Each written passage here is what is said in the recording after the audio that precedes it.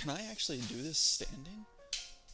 That's much too low. That looks, that's a bad angle. Is there... Keep recording.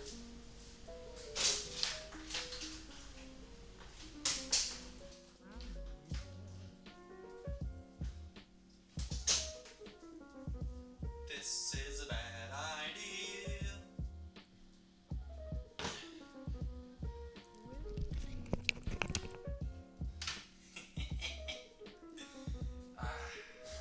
I'm standing now. I've got so much more room to swing and flail my arms about. I'm very happy about this. Are you very happy about this? Comment below, let me know. I don't care. I care. I care. I care. I care. Yeah, I care. What if I do that, like, weird run-in thing, right? Some YouTubers do. I just kind of like start right here. And I just... Every good Dungeons & Dragons group has their fair share of interesting times outside of combat. Ones that you need to be prepared for. Whether you're a brand new DM wondering, how do I use monsters in my setting? Or maybe you're a recovering hack and slash like murder hobo, and you just got your 30-day chip. This video is for you. Now, you know, sometimes it can be fun to just mindlessly murder a random group of enemies, not only for the pleasure and enjoyment that it gives the barbarian to finally wield his great axe, but also maybe for the experience points. But sometimes it's nicer to just talk to monsters and not kill them. Maybe trying to see if there's a different way around violence. Maybe seeing if they want to join sides, you know, enemy of my enemy sort of thing. And it's in these sort of talking encounters that it would really help to know, can I talk my way out of this situation? What types of values or characteristics do these goblins actually have? Can I entice this bugbear the same way I could entice a golden dragon? Would an aboleth even listen to my pleas before swallowing me whole? Or if you're a little bit like myself, you might wonder, am I and this beholder I wish to slay truly that different at our centers? Well, today, I'm here to answer that question. I spent the past month and a half digging through the entire monster manual, just that way I could find out which personalities these individual monsters actually have.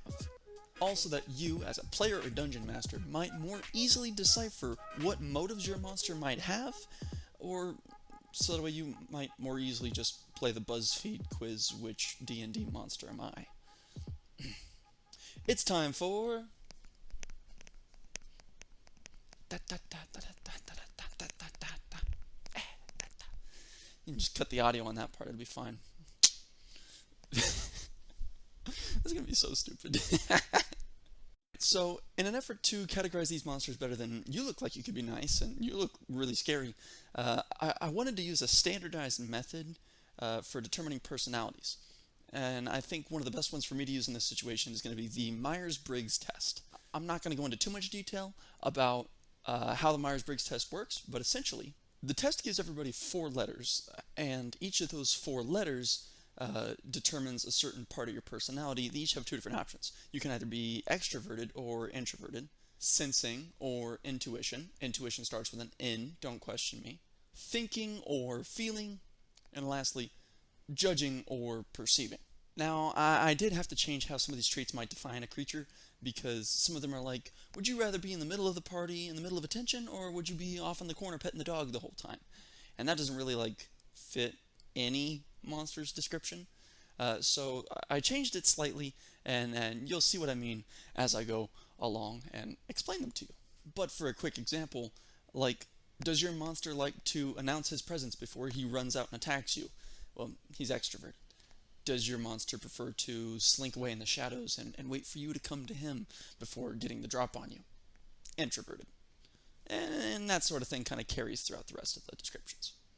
Now, with 4 letters that could go to each and every person, and 2 different letters that could fit in each of those 4 slots. That gives us a whopping total of 16 possible personalities that these monsters, and you as a person, can fit into. But I do have a quick caveat before we get into those. Uh, a little housekeeping, if you will. I searched through the entire monster manual, through every monster's description and every variant of the monster's description. Secondly, this is a comprehensive list of all the monsters whose personalities are either too vague to nail down or too expansive to be put in one category. If a monster's description nailed them as like an introvert and sensing, but didn't give them any indication as to what the other 2 letter factors were, I put them here in this list.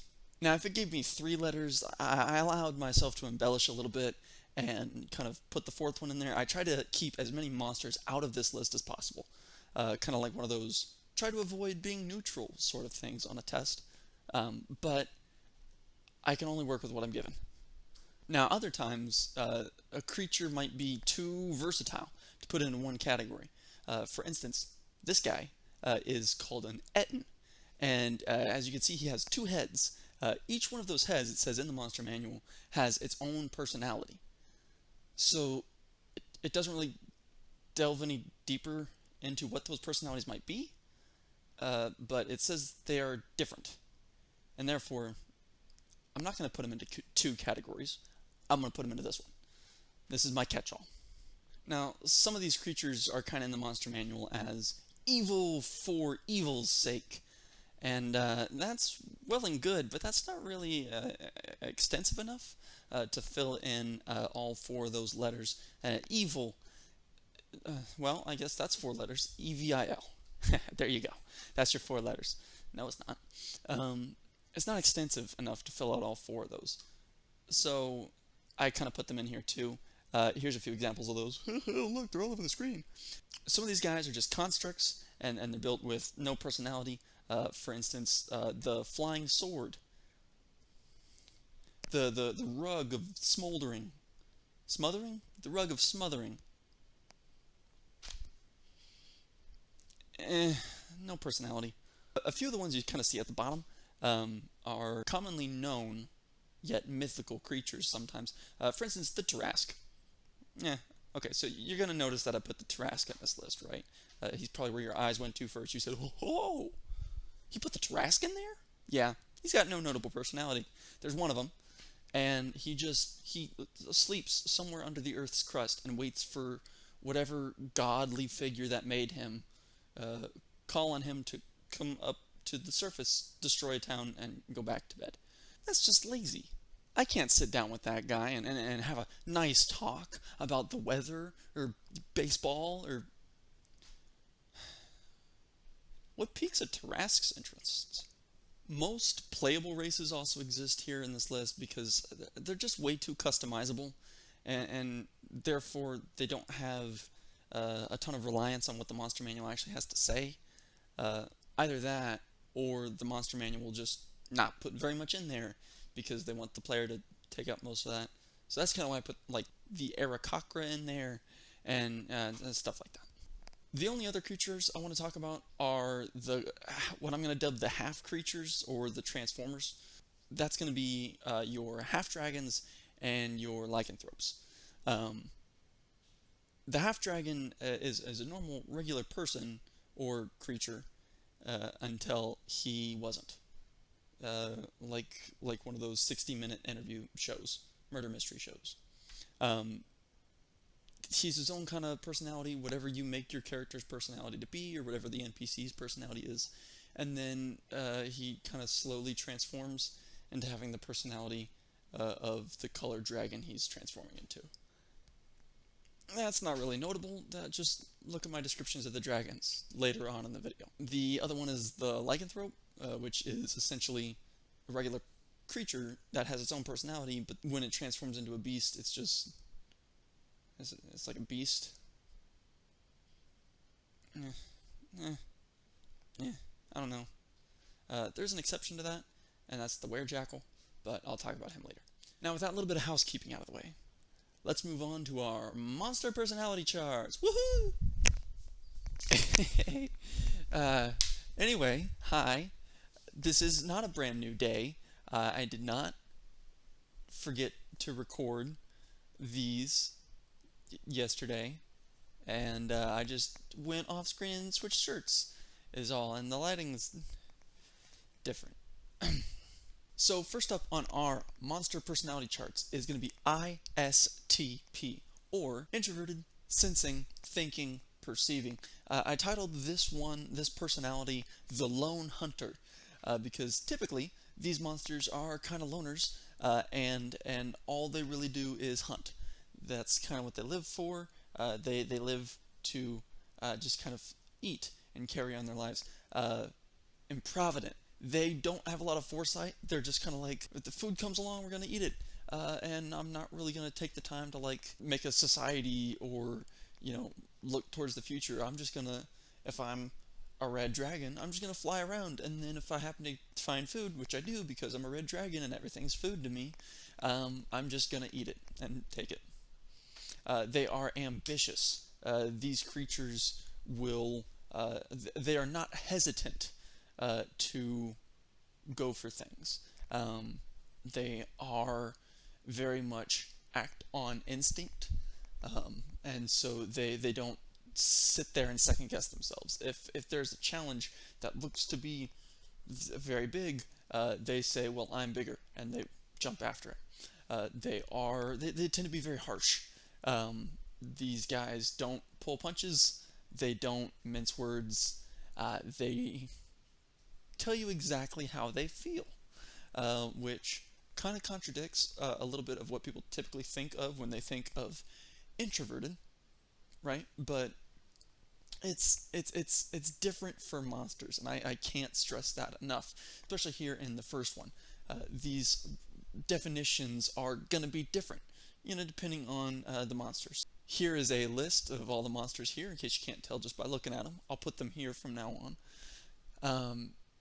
But most notably, I'd say probably most recognizable in this group is going to be your red dragons and your owl bears. Next up, we have your ISTJs. These are the operatives. These guys know kind of exactly what they want done, and they know how to do it. They are very objectively minded. All they think about is their end goal and how to achieve that goal. They are very independent. They don't care for anyone else.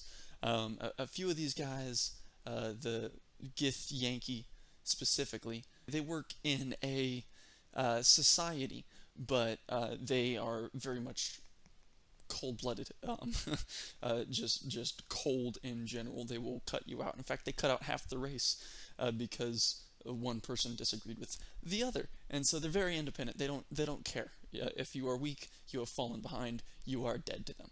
And they're very practical. They're not going to go way out of their way to try and do stuff. They're just going to do the simple, easy thing that they need to do to get their objective done. Most notable in here is probably going to be the Lich. However, angels are in here too, and Medusa. ISFP. These guys are the fireworks of Dungeons and Dragons monsters. These guys are ridiculously unpredictable. They are eccentric in every manner of that word, and quick-tempered does them a disservice. These guys will flip a switch on you and just absolutely destroy your life. If you happen to make a deal with one of these guys, don't take their word as law. They could not care less and will betray you if the opportunity arises.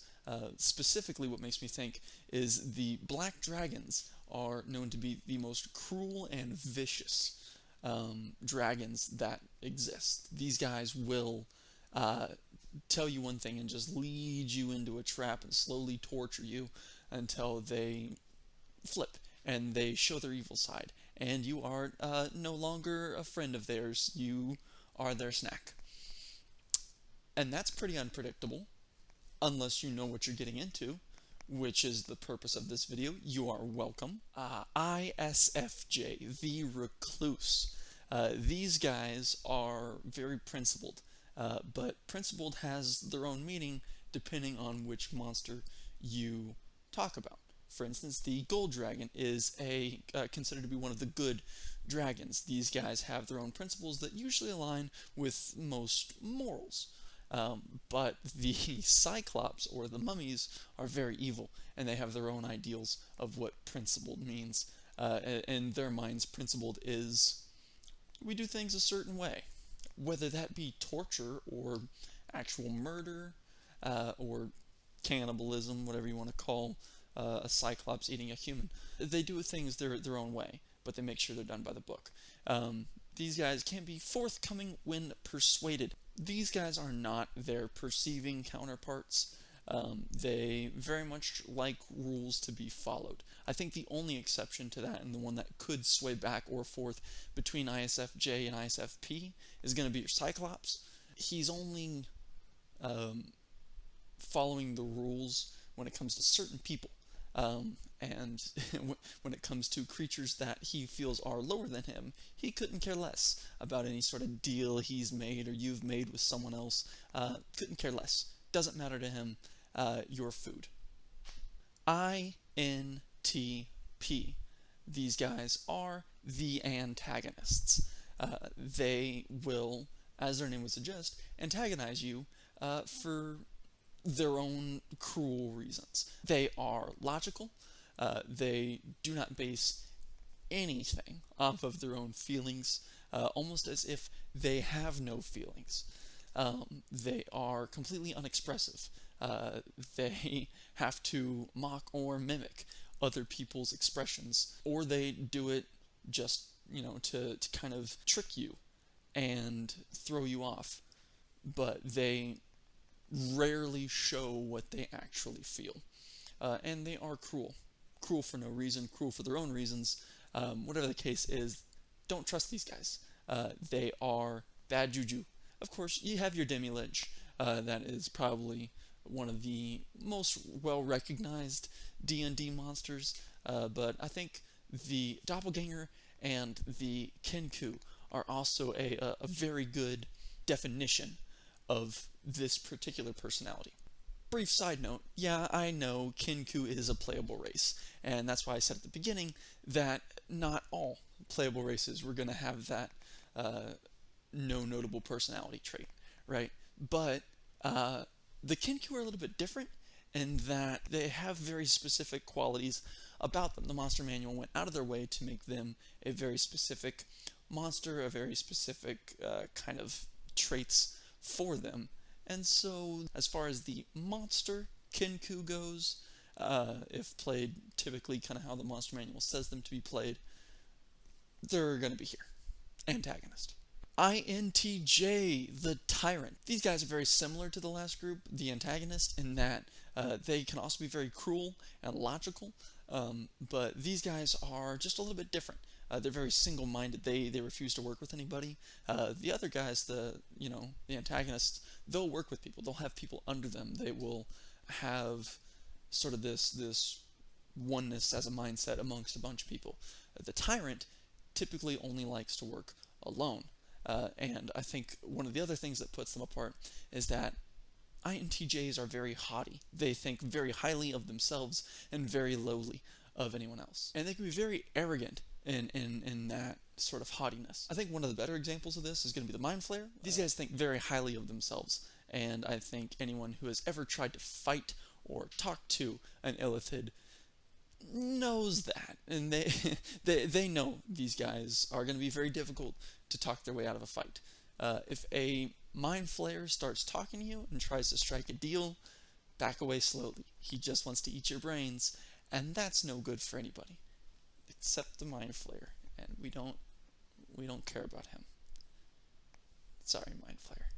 INFP. These guys are the autonomous monsters. They are the definition of an introvert. They will refuse to be seen or see others as much as they can. The Stone Giants and the Pixies are probably the highest among the introverts on this list, as the Stone Giants won't even go out to look at the light of day, and instead will send like hill giants or even sometimes dwarves that happen to fall into their mountains to go do all the upstairs business for them. And they just like to sit in the mountain and be themselves. They are very much reserved. They have their own thoughts, but they will keep them to themselves almost no matter what. It's very difficult to get something out of them that they don't want to share with you. These guys are independent to a fault, almost. For instance, the Beholder, one of, if not the most recognized and or popular monster in D&D, at least 5e. So it thinks of itself as the epitome of all creation, and that if it meets another Beholder, it thinks that it's a gross copy or representation of himself and will fight to the death with this other Beholder unless they two look absolutely identical. And I mean identical. Even to the point where the monster manual says something about, like, if the scales are slightly off or their eye stalks look just a little bit different, they think of themselves as the superior and will try and kill the other. While they do put other people under their control, they choose not to be in the fight themselves unless they have to be. They will most often send their lackeys, sometimes very strong monsters. Even some of those who have a stronger CR than themselves, they can control them to go do their bidding for them and leave him in peace. I almost put him as a tyrant, but I think he does fit much better here. They are the best personality, and there is no equal to the INFP. It is just the best, and there's no, like, ulterior motive for me saying that. Don't look into anything too strongly. Don't pause the video and look around the screen. It's just the best. It's the best, and there's nothing you can do about it. INFJ. Now, these guys are perfectionists. These guys want everything to be exactly the way that they have planned it. They are very much active dreamers, but they want their real life to perfectly align to their dreams. The Kuatoa are the most active dreamer in all of D&D 5e, players included, because the Kuatoa, whatever they dream, becomes reality. And that's why they can be very scary to use. If you've ever fought any Kuatoa, you know this, because they can just create a god out of nothing. If they believe a god to be true, it becomes true. Like, it just, they make it from their dreams. INFJ to perfection. The Green Dragon is also really notable here because it is very insightful and pragmatic. I think it really focuses more on that side of things. It very much likes to get into its enemies' heads and kind of trick them, deceive them a little bit, and talk things out, which most of the time end in you dying. As a PC, that's kind of where he wants to get to. But he's also very pragmatic. He's going to take the most realistic path to get to his goals, and that's just what it's going to be. And that's going to be it for the introverted monsters. And now we go toward the extroverted monsters. I kind of split them up in these two because I think introverted and extroverted are the more obvious trait that people can really see in a monster right away. They don't really have to do like an insight check on it. They don't have to do any sort of roll to know really whether a monster is extroverted or introverted. You can just kind of tell by the way it approaches the party. Now we go into our first extroverted personality type, ESTP. Extroverted, sensing, thinking, perceiving. The challenger. These guys are reckless. They are brutes, and they have no sense of self-preservation whatsoever. The goblin will go and attack whatever it wants. The frost giant is the only one who's a little bit different here because the frost giant is one of the most introverted giants. They prefer to stay in their cold, snowy regions, but they're not quite as introverted as the stone giants. If you start walking up to their mountain, they're gonna let you know they're there, and then they're gonna promptly kill you. Now, ESTJ. These guys are the traditionalists. They are conservative to a fault. These are your fire giants, your orcs, and your Karens on Facebook. They very much stick to the old ways. They are stagnant in their beliefs, and they will enforce those beliefs to the death. They don't care to change their mind in any way, and if you happen to suggest an opposing ideal, you're not gonna be alive for very long. Now, of course, you got your orcs and your origs here, but I think the two that caught everyone's eye was your blue dragon and your copper dragon. The blue dragon is very evil and thinks that his rules should be followed at all costs. The copper dragon is very good and he thinks that the world's rules should be followed at all costs, like morals and stuff like that. Copper dragons will go out and fight evil wherever they can find it. They just will. They're loyal like that, and they're lawful like that. If they hear of some misdeeds, they're gonna go and risk their own life to fight for that cause because they know it to be good. A blue dragon is kind of the opposite, where he is chaotic, and the fact that he thinks his laws and only his laws should work. So if you go up to him and be like, "Hey, these people are doing anything, evil or good, and we want you to fight for us," he's gonna tell you no and to frick off, and then probably kill you before you can. ESFP. These guys are the opposite, but also go hand in hand with the traditionalist. These are the rebels. These guys don't care for authority. They don't care for the future. They care about the right. Now, these guys are your demons and your ogres. They don't care about you or the rules or whatever was set in place before them. Now they rule, and they're going to do that by brute force. These guys are the Kyles on Reddit. ESFJ. These guys are the schemers. Specifically, I want to point out the two that really put this personality there on the map is going to be your Revenant and your Succubus. These guys know exactly what they want. Their mission is clear from the get-go. These aren't one of those people that have to wander around through life thinking, what do I really want to accomplish? These guys know right off the bat, I want to be the CEO and take over the position of your boss Jim that you hate, and you want to see him leave that chair, and you're going to do it the dirtiest way you can find. You're going to climb the ladder no matter the moral stakes. The Revenant is an undead person who had a bone to pick with somebody else, and some undead god of death was just like, you know what? I'll let you have it. You can pick that bone, and you're going to come and die finally and be at peace. And the Revenant knows exactly where the target of his beef is. Like, he knows the exact direction and distance from himself where his target is. These guys, they're not just straight line, I'm going to run straight to him and fight him and maybe die, hopefully not. They plan well enough to make sure that they do end up getting what they want, and it doesn't really matter who dies in the process.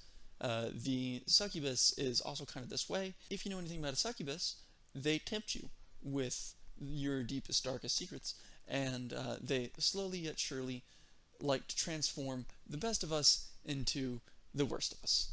And they have an excellent plan on how to do that. ENTP, the Delegators. Now, there's only two of them, but it is one of 2 or 3 personality types that only have 2 monsters. But these guys are definitely Delegators. They are clever beyond anyone else's cleverness. They are very decisive. They don't second guess themselves whatsoever. And yes, they have a god complex. The Kraken thinks of itself as a deity that fell from its high place when the current deities took over, and so therefore it wants to destroy the world and everything in it. And it will work with others to get that done, but the Kraken is the leader. They have a cult following throughout most of the D&D world. If you are a follower and you obey his rules and you don't mind being told what to do all the time under the threat of death, then he'll grant you some rewards. He'll help you out, but just enough to make sure that you stay with him. He doesn't care for you. He's just lying and giving you little gifts to make sure that you stay with him. It's the epitome of a toxic boyfriend. ENTJ, the Determined. These guys, there's really only two monsters here on this list. Three of these guys are just Yuan-Ti or Yuan-Ti, depending on how you want to pronounce them. But they're just different levels of Yuan-Ti worshippers. And then you have the Bronze Dragon. These guys are confident in their beliefs to a fault. They think what they think, and you're not going to change their minds on that. These guys are challenge seekers. They think themselves the best, and in order to prove that, they go and fight the biggest and baddest of enemies. The Yuan-Ti are on one side of it, and the Bronze Dragon's on the other. Bronze Dragon? Brass Dragon. ENFP, the Indulger. Now, these guys you can make a serious bad guy with, or a really weird but kind of cool good guy. These guys are completely independent.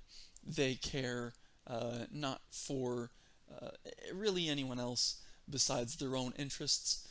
They are emotional, sometimes to a fault, specifically with the Satyr. He wants emotional thrills. I said they're here for a good time, not a long time, and I realized that two of these guys are genies, and one of them is a dragon, and those guys can live thousands of years. But, you know, these guys will indulge themselves on the feel-good moments in life. These guys want to eat, drink, and be merry. They are rock and roll stars from the 80s. They are the hedonism bot of the 5e world. The Copper Dragon, this one actually is the Copper Dragon. While he is a good aligned dragon, he also likes to just tell stories and joke around and play pranks on people. He'll work for the moral good of mankind or of creature kind, but he likes to enjoy himself along the way. He's here for a good time. And last but not least, we have ENFJ. These guys are the main character. And I say that because they act as many PCs would and should. They kind of stand on both aspects. So the Silver Dragon is a good aligned party member, and the Werejackal is the evil aligned party member. They constantly go and talk with new people, much like you would if you're a PC in an RPG. They are very outgoing. No matter if you are a PC who is a little introverted and has had a rough backstory, or whether you're a PC that is a bard who wants to talk and sleep with everybody they see, you're outgoing, at least a little bit. They also stand firm in their beliefs, and I think this is what sets them apart from others. I know that I've said that about other personality types, but with these guys, they stand firm in their belief until someone comes along and changes their mind. And that's really what a PC does. These guys have an open enough mind in order to change it a little bit. Now, they're not going to change from good to evil or vice versa, but they're willing to listen to other people. The Silver Dragon will listen to you and change its mind. Maybe you were trespassing at first. So the Silver Dragon says, not in my neck of the woods, and goes to send you out. But then you say, hey, there's a witch coven in there and we're trying to get rid of it. The Silver Dragon can be like, oh, my bad. Yeah, of course, come on in, yeah, that's fine, please do, in fact, come and destroy this witch coven, I'll go with you. The Werejackal, on the other hand, they tend to work for other people, for other monsters that happen to be way more evil than they are, so if you can change their mind enough to kind of betray them, and maybe work for you, or, hey, we'll give you this if you just tell your leader that you killed us. They can be reasoned with in that way, much like a PC could be reasoned with. So that brings us to the end. And I think the main takeaway from all this is that not every monster that you come across in a game of D&D is gonna be solved the easiest with blood and gore and rolling initiative. Sometimes you can talk to a monster and you can say, hey, let's work together, or hey, leave me alone, I'll give you some gold. Not all interactions have to end with blood. And I think that's something that a lot of new players, especially something that I had to deal with as a new player, was that it's okay to role play with the enemies as well as with your friends at the table. I think that's very important, and I think it needs to be said. But thank you guys. I hope this was helpful to you as a DM or as a player. I put a lot of time and effort into this, and I really enjoyed it the whole way. Hope to keep making more stuff like this. If you liked it, give me a like, comment below, let me know. And if I missed anything, or I put a monster in the wrong personality trait group, feel free to let me know, and I'll feel free to give you a thumbs up and say, no you. If you made it all the way to the end, thank you very much. You are part of the End Gang, and I will see you all next time.